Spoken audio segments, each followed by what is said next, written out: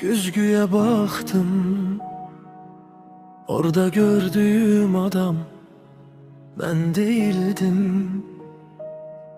Bir göl güzgüye baktım, orada gördüğüm adam ben değildim.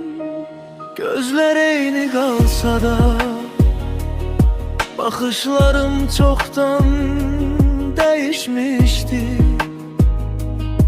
Deyirlər insan yavaş yavaş büyür, ben ise birden qocaldım. Bir neçə xatirənin ağırlığında səssizcə Başka birine çevrildim. Sen hayatımda küre kimi keçtin. Ne kaldın ne de tam gittin. Bir neçə söz koydun yüreğime.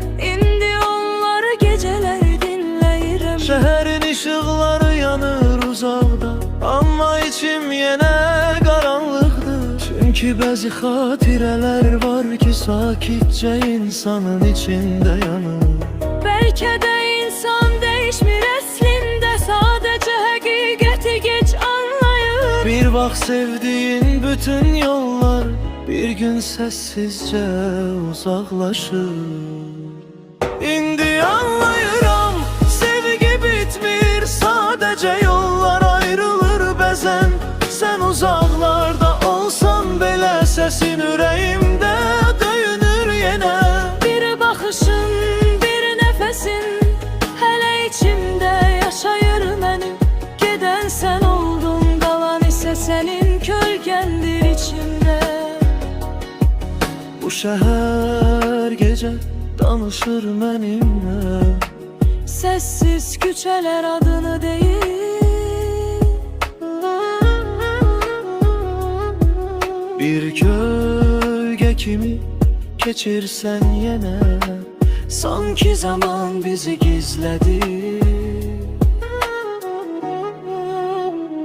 Bəzən yollar qovuşmur heç vaxt, amma ürəklər ayrılmır yenə.